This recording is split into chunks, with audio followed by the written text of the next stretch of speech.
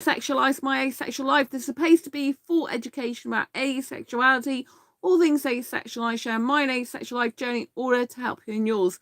Don't forget to subscribe and hit that bell icon now.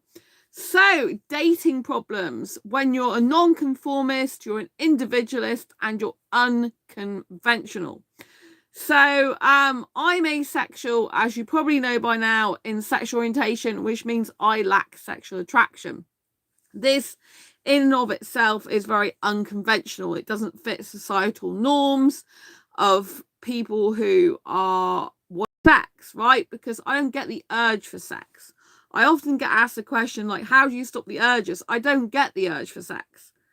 It doesn't come to me. These urges don't happen.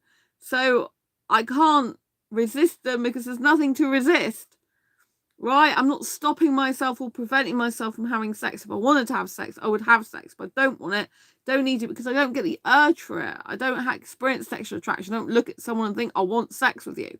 But I am attracted to guys. And I'm a hyper romantic and also a hyper kisser. And as an asexual person, someone who doesn't experience sexual attraction, but who loves to kiss a lot, I can kiss up to 3 hours and never get bored, which is excessive for anyone, I know. But for me, the time just flies by. And also, you know, I am very different as well to being just asexual and having that as my difference.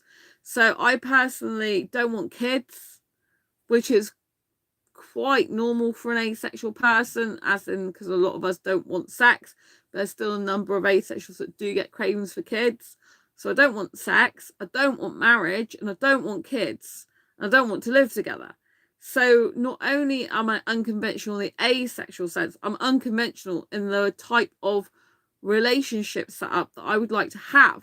I would like to have something called a living apart together relationship, otherwise known as an LAT. This is where you have a serious, committed, monogamous relationship usually, and you live in separate places, but you still have a fully committed relationship, just like you would any other relationship. You live near each other usually, but not with each other.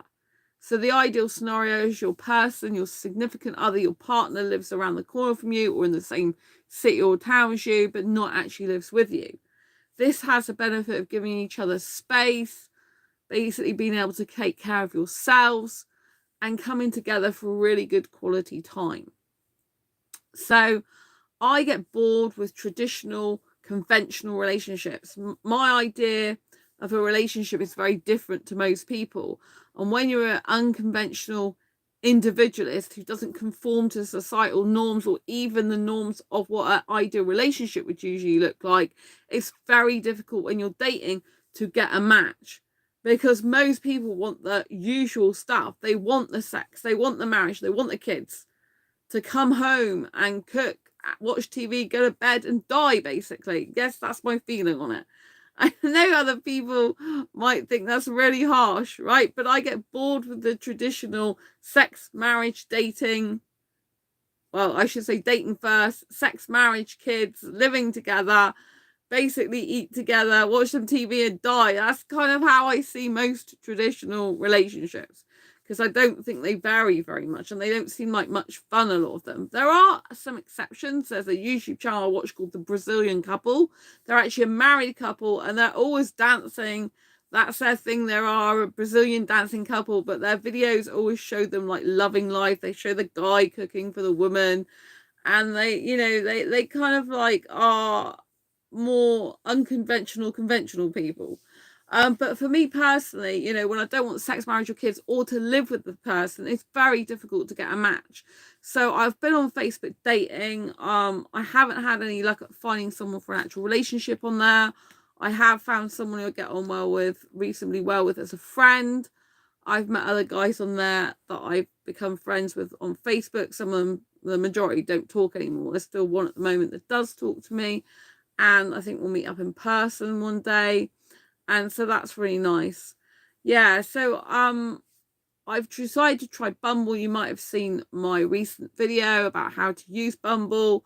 There is actually a snooze button, which I didn't realize, so you can take a break from it. So Facebook is called Take a Break. With Bumble it's called snooze, but it's only usually for 7 days with Bumble that you can snooze. If you choose to like snooze indefinitely, then it looks like your chats are deleted, and that doesn't sound so good. But anyway, I've actually put it on snooze for a week because it's very, very time consuming.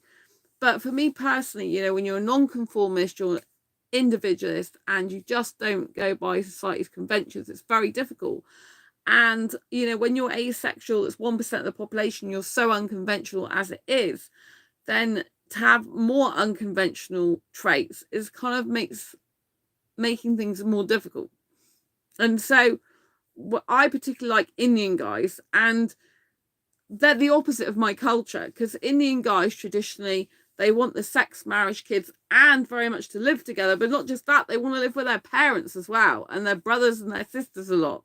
They want to live as one big family together with their wife under the same roof as their family often. And it's like, that just to me is so off-putting. It feels restrictive. It feels claustrophobic. I like to be free to come in at whatever time I want to my home, like 2 a.m. or whatever. If you're living with parents, you can't do that. You have to be respectful of them.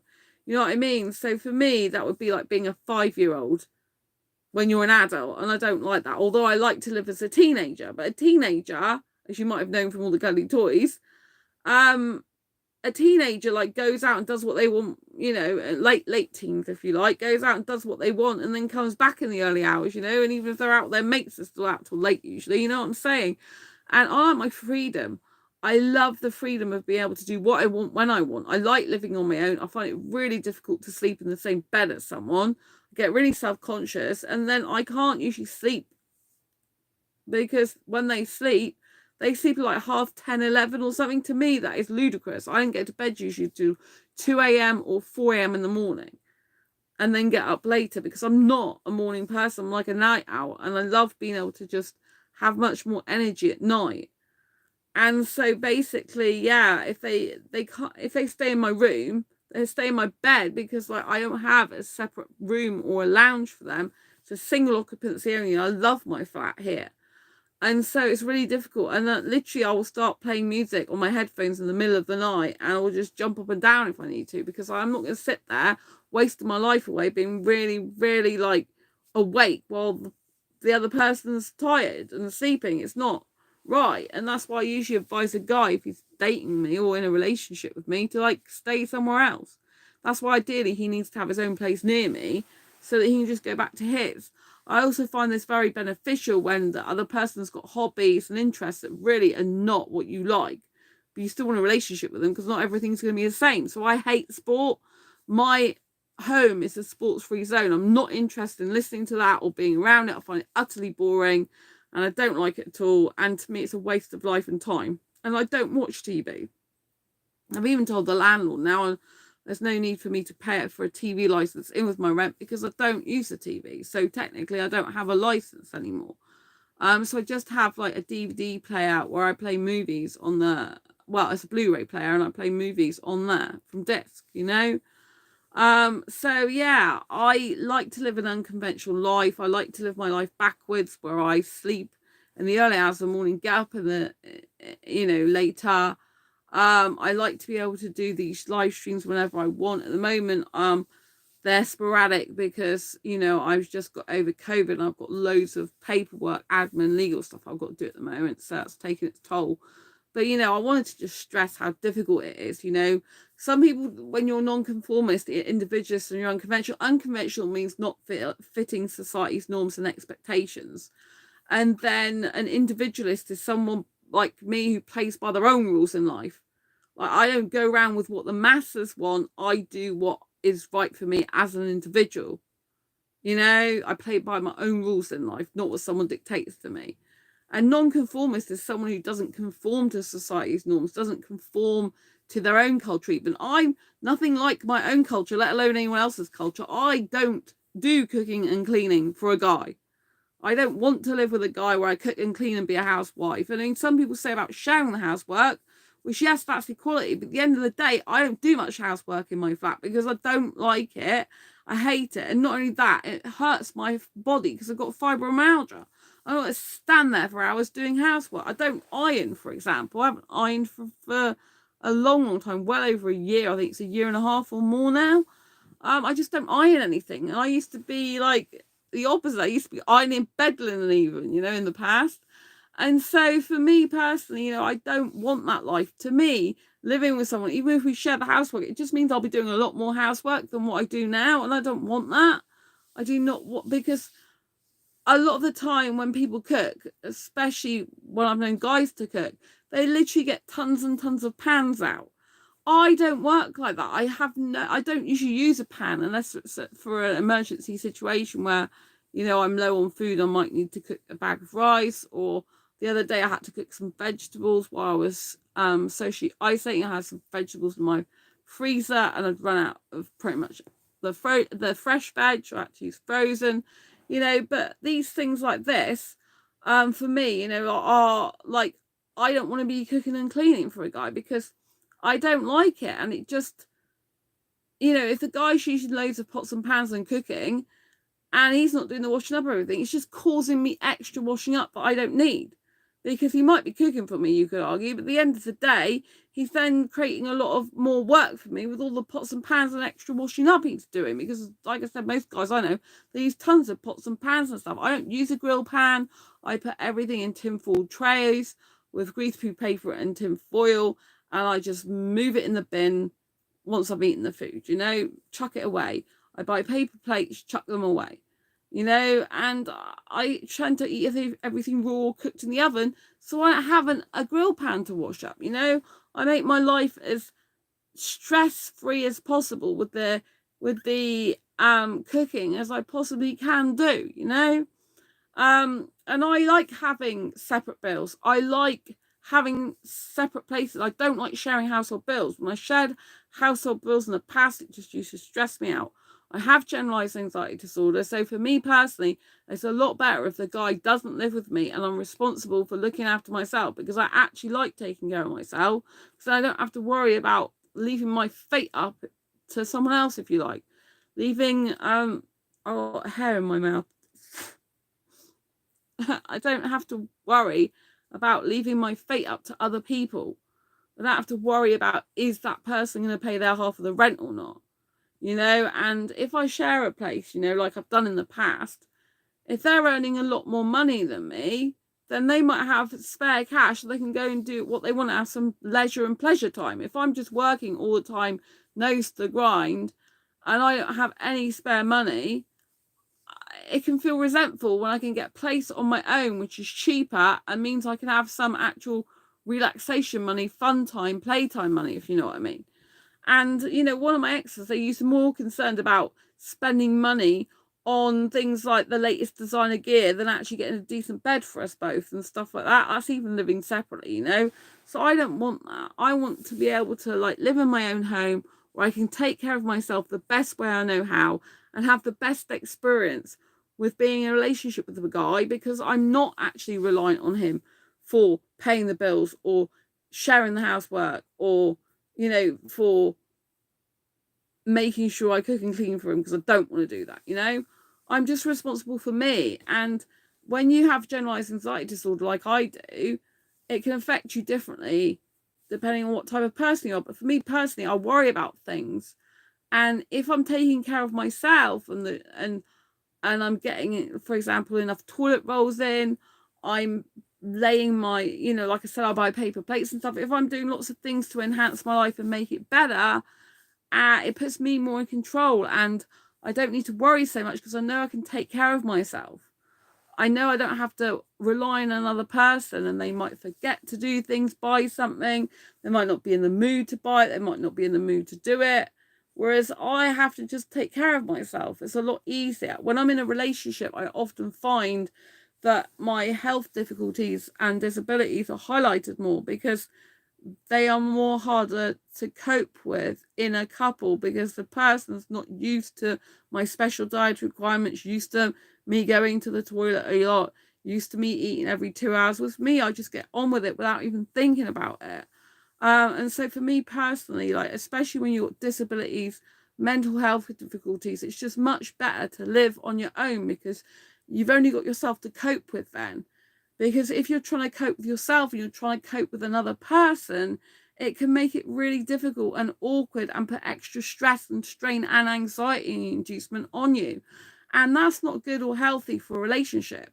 In a relationship, you should be actually making sure you have very good communication, very open, honest, and that you're enjoying your time together. I personally, from living with someone in the past, just felt like kind of trapped, and I felt like I was bored, and I felt like an older person.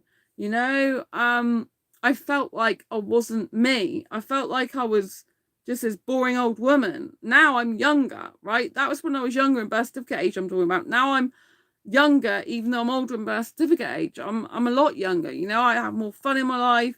My life is much like a teenager life. My life is just so much more vibrant, energetic. It's more interesting.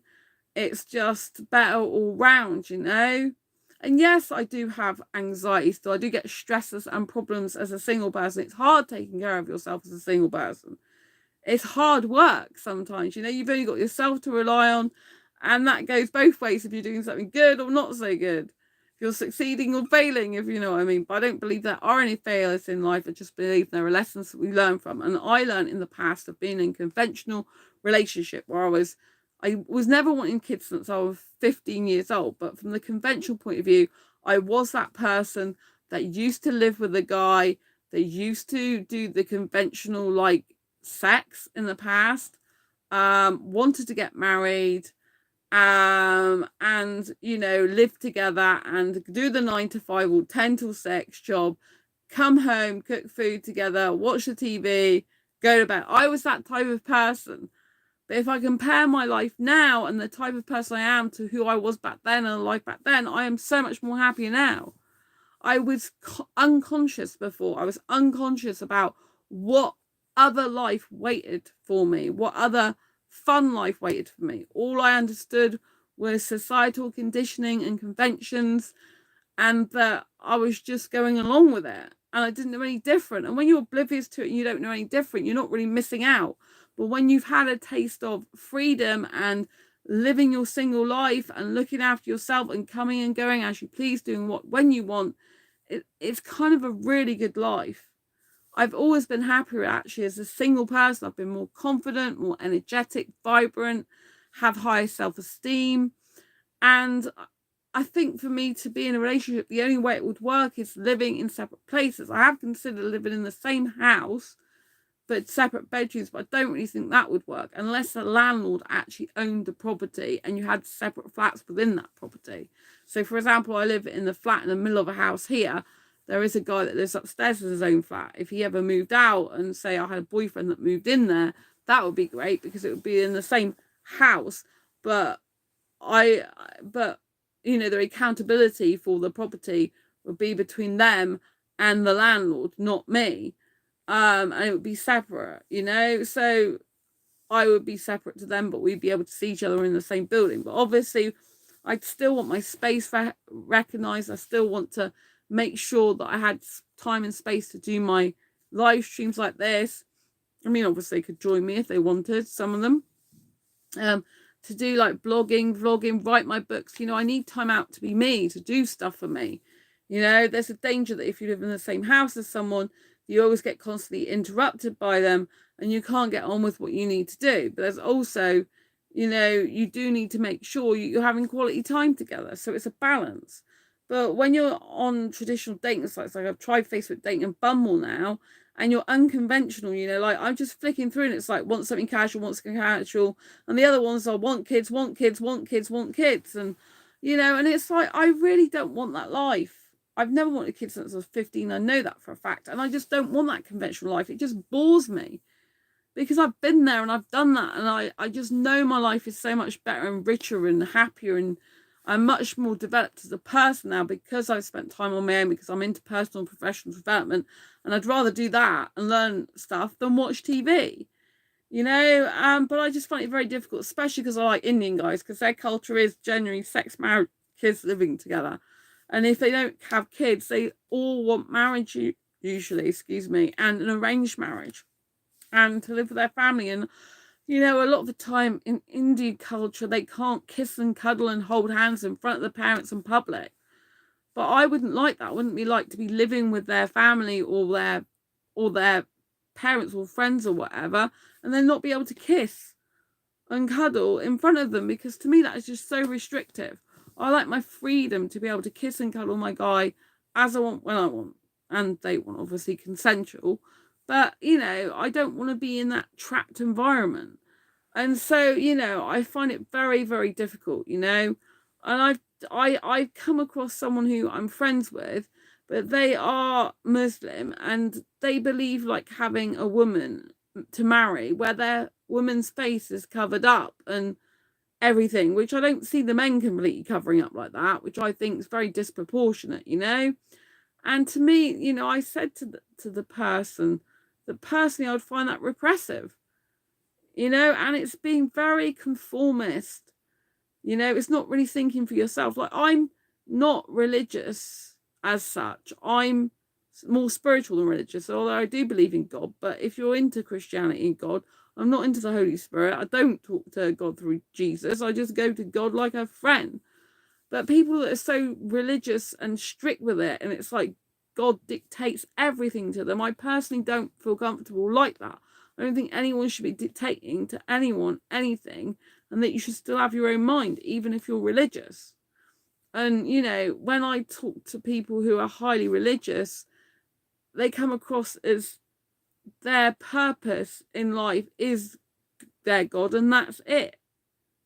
Rather, and that the God is judgmental in some way. Like, I've had some people say that asexuality is a sin, or it's not what God wants, and it's ridiculous. The other day I had someone saying God wants us all to have sex. If you don't have sex, basically God thinks bad of you. It's a load of rubbish. God gave me the mission, and God and the universe gave me the mission of getting asexuality recognised as a sexual orientation throughout the globe, so no asexual has to live in fear of ridicule ever again. Get it recognised in its own right. Very important, that. And so, yeah, I just know that, and I treat God like a friend, like a mate, if you know what I mean, but a little bit different, So I'm bringing this up because, I can't live in a repressive environment where it's marriage, but the guy, the woman, I should say, is subservient to the guy. And I just don't like people who conform so much strictly to religion that it's like they don't make any decisions for themselves, and they don't take responsibility for their life. And that's not a good thing. People should take responsibility for their own life. They shouldn't blame God or make God responsible for their life. You're responsible for your life. Do you know what I mean? I think that's why there's a danger of,